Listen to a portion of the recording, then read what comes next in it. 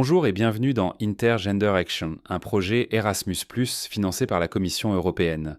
Dans cet épisode, nous parlerons de la gestion des conflits et de la manière de promouvoir une communication constructive entre des personnes issues de milieux différents. Dans le monde du travail intergénérationnel, il est important de se rappeler que les conflits sont fréquents, mais s'ils sont bien gérés, ils peuvent en réalité être bénéfiques. Lorsqu'ils sont traités efficacement, les conflits peuvent être l'occasion d'innover, de clarifier les attentes et de renforcer les relations. Ils deviennent destructeurs uniquement lorsqu'ils sont ignorés, étouffés ou abordés de manière agressive ou passive. C'est ici qu'intervient la communication assertive. Être assertif, c'est exprimer ses opinions, ses besoins et ses sentiments de manière claire et directe, sans attaquer l'autre. C'est un juste équilibre entre le respect de soi et le respect des autres. Selon l'Association américaine de psychologie, APA, la communication assertive est associée à un meilleur climat de travail, à un engagement accru et à une réduction du stress. Mais comment développer ce type de communication ? Commençons par l'écoute. Dans un environnement intergénérationnel, écouter activement l'autre sans interrompre, juger ou penser déjà à sa réponse est essentiel pour éviter les interprétations déformées. Un responsable d'équipe peut, par exemple, organiser des moments de dialogue structurés où chacun peut exprimer son point de vue dans un cadre dédié. Un autre outil utile est la technique des messages en jeu. Au lieu de dire « tu ne respectes jamais les délais », on peut dire « je me sens frustré quand je ne peux pas rendre mon travail à temps parce que je n'ai pas reçu ta partie ». Cela réduit le risque de réaction défensive et recentre l'attention sur le problème plutôt que sur la personne. Dans les contextes multiculturels, il est également important de reconnaître que toutes les cultures ne communiquent pas de la même manière. Dans certaines, l'expression directe d'un désaccord est valorisée.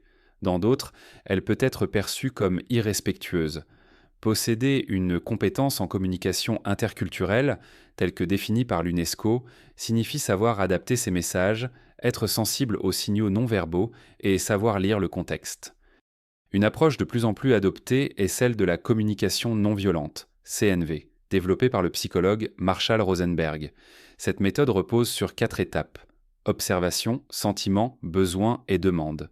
Par exemple, quand tu m'interromps pendant une réunion, observation, je me sens ignoré, sentiment, parce que j'ai besoin de me sentir écouté, besoin. J'aimerais te demander de me laisser finir avant de parler, demande. Il est crucial de créer des espaces de discussion sécurisés. Trop souvent, les conflits sont ignorés ou évités par crainte de faire des vagues ou de compromettre le climat de travail. Pourtant, le véritable bien-être organisationnel passe par la possibilité de s'exprimer, même en cas de désaccord, en sachant que les opinions seront écoutées avec respect. Des outils tels que les supervisions d'équipe, les entretiens de feedback ou les cercles de parole peuvent offrir un cadre structuré pour traiter les tensions et malentendus de manière constructive. Les chartes de communication interne sont un autre outil précieux. Définir des attentes claires concernant le langage, le ton et les modes d'interaction permet de réduire l'ambiguïté et les incompréhensions, et de créer un terrain commun entre des personnes d'âge, de culture et de parcours différents. De même, il est utile d'adopter des politiques explicites de gestion des conflits qui précisent les rôles, les responsabilités et les méthodes d'intervention en cas de situation critique. Enfin, le recours à des outils numériques de feedback continu, tels que Culture Amp, Office Vibe ou Picon, peut aider à surveiller le climat interne et à repérer rapidement d'éventuels signes de malaise ou de désalignement dans les équipes. Ces outils permettent aux employés d'exprimer anonymement leurs ressentis et aux managers d'intervenir de manière ciblée avant que de petits malentendus ne dégénèrent en conflits chroniques. En définitive, une organisation qui s'engage activement à valoriser les différences, qui ne se contente pas de les tolérer mais les accueille comme une ressource, est une organisation capable d'innover, d'inclure et de croître. Car c'est précisément de la diversité des perspectives, des expériences et des visions du monde que naissent les solutions les plus créatives, les équipes les plus résilientes et les environnements de travail les plus sains. C'est tout pour aujourd'hui. Merci d'avoir écouté notre podcast Intergender Action. Si vous voulez en savoir plus sur l'inclusion et la diversité de genre et intergénérationnelle, rendez-vous sur notre site officiel intergenderaction.eu et rejoignez-nous sur les réseaux sociaux.